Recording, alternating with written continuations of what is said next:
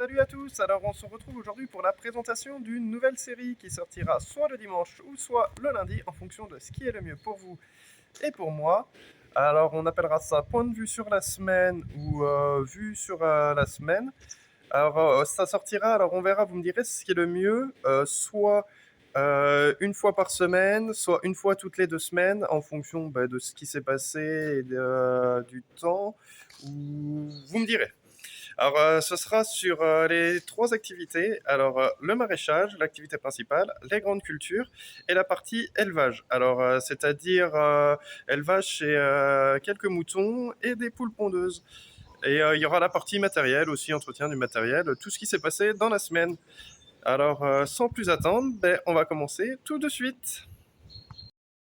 Et voilà, alors on commence par ici pour ce point de vue. Alors j'ai commencé à enlever mes mini-mottes de poivrons et de tomates pour les repiquer dans des godets plus gros, où que j'ai fait un mélange terreau-fumier pour qu'ils aillent ce qu'il faut pour bien pousser.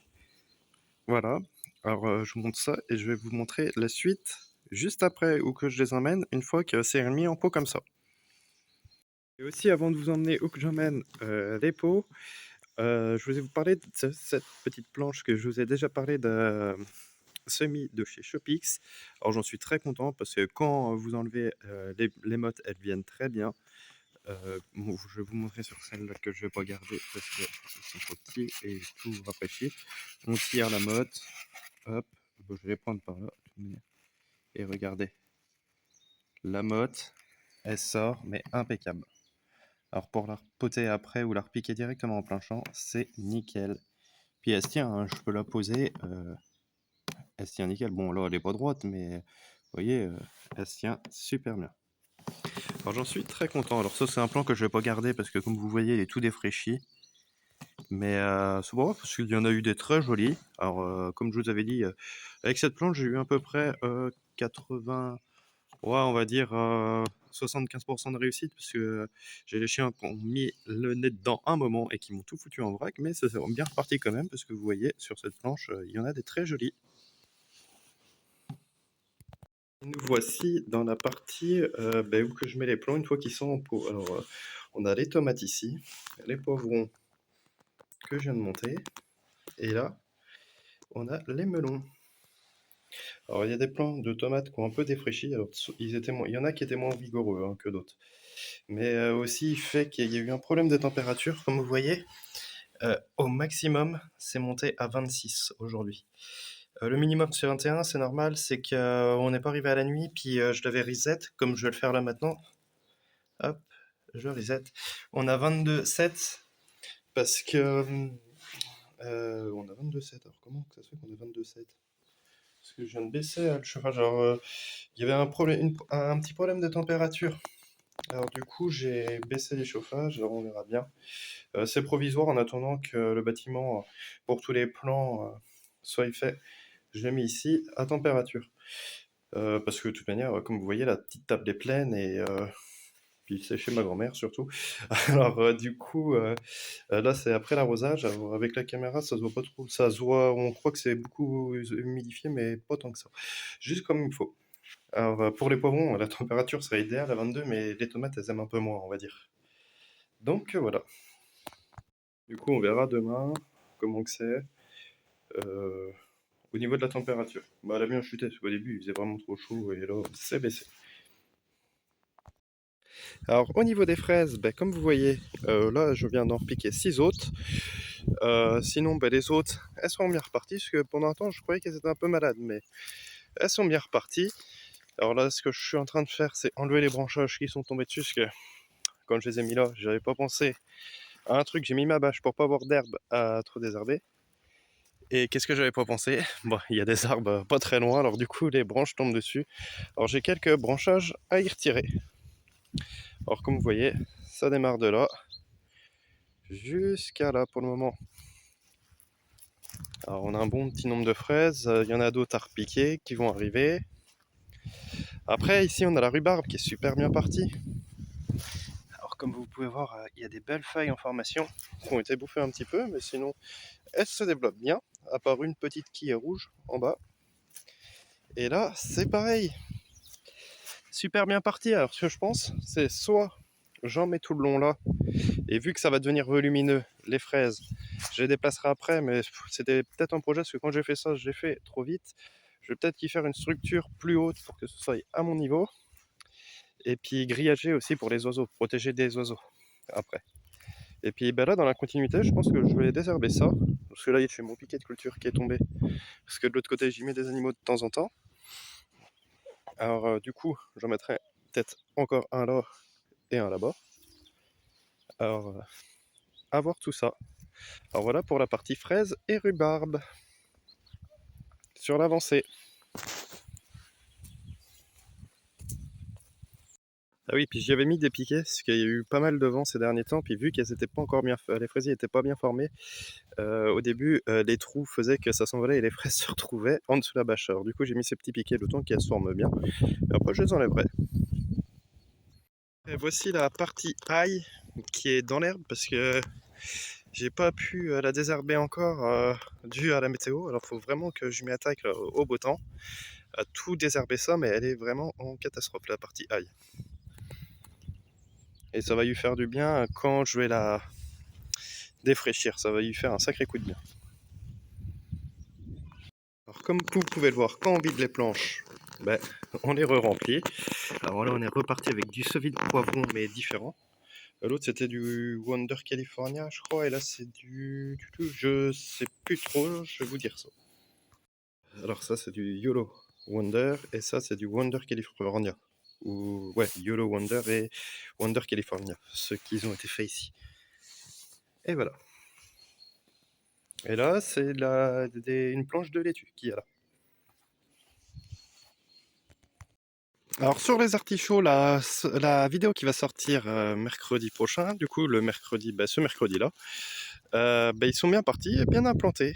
Alors comme vous pouvez le voir, les lignes, alors je vous spoil pas trop, mais là, comme on voit, il y a un peu d'herbe qui commence à repartir. Alors demain ou la semaine prochaine, demain ou dans la semaine, si le temps le permet, s'il fait beau, parce que chez moi il fait encore gris, pluvieux, on y passera un coup de rotovator ou de petit engin à dents. Oh, je pense peut-être, ça dépendra vraiment de la météo, on verra.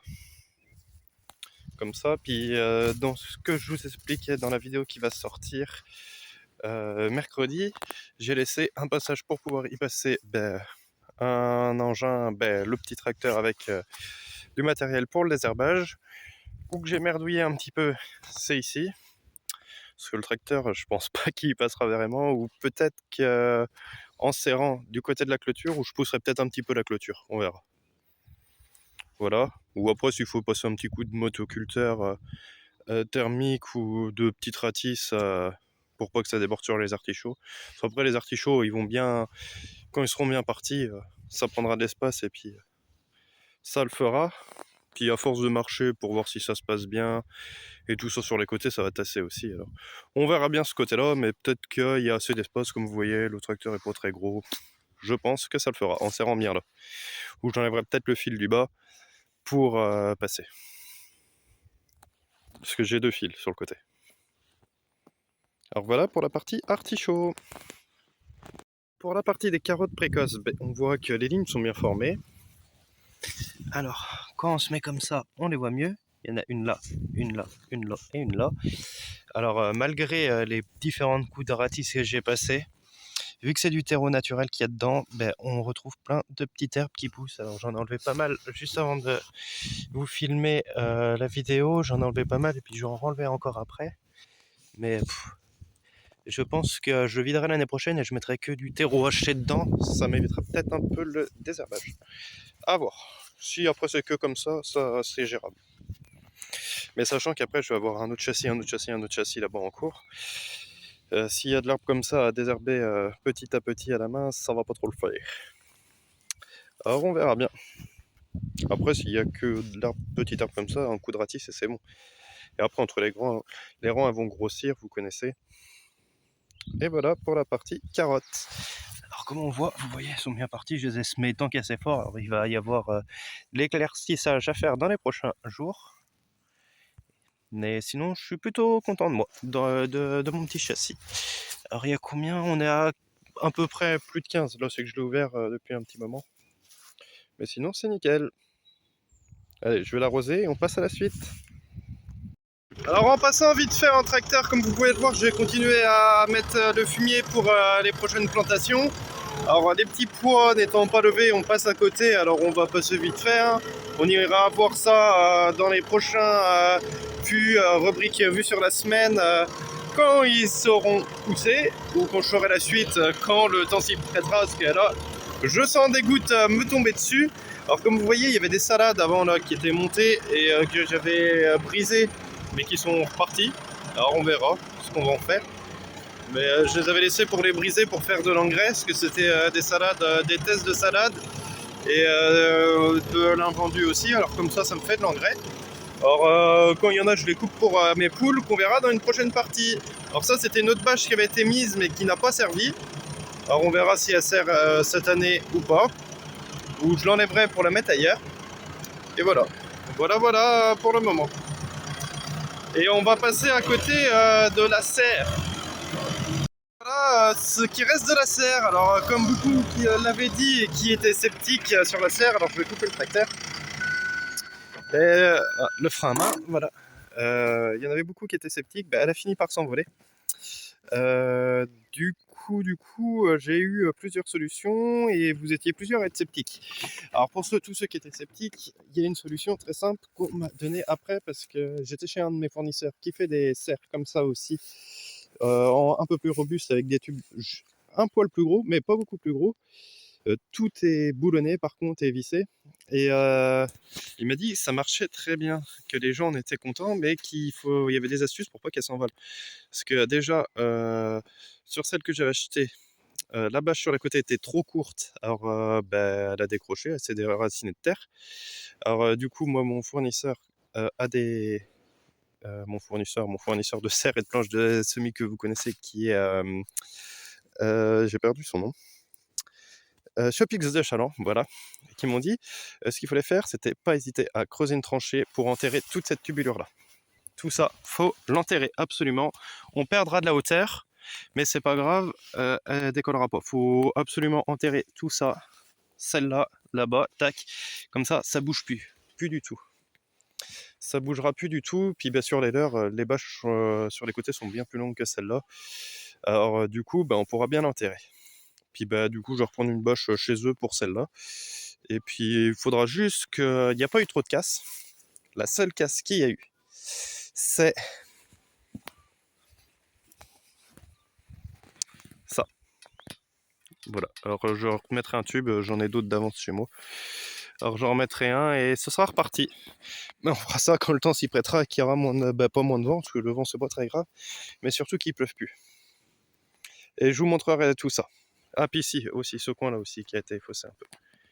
Voilà. Sinon, avant qu'elle s'envole, elle marchait très bien. Mais après, il faut dire qu'aussi, on n'a pas été gâté par le temps du tout. Mais bon, faut les un climat, pas un climat, mais il fallait du vent en conditions extrêmes pour voir ce que ça allait donner. Alors du coup, avec ces astuces, on la remettra et on verra ce que ça donnera. Cette serre avait fait beaucoup parler d'elle sur sa vidéo, que vous pouvez y retourner la voir. Comme quoi, c'était de la gnognotte, mais je pense qu'enterrée, elle devrait plus bouger. Alors on verra ça, puis je vous referai une vidéo quand elle sera remise. Et voilà, alors cette vidéo touche à sa fin. Alors on est dans l'hangar avec le Sam Delfino. J'espère que ça vous aura plu. Alors dites-moi si ce nouveau concept du dimanche ou du lundi, qui se nommera Point de vue sur la semaine ou Vue sur la semaine, vous plaît. Et à quelle fréquence il faudrait le sortir pour vous. Alors dites-moi tout ça dans les commentaires et bon dimanche à vous. À mercredi pour une prochaine vidéo.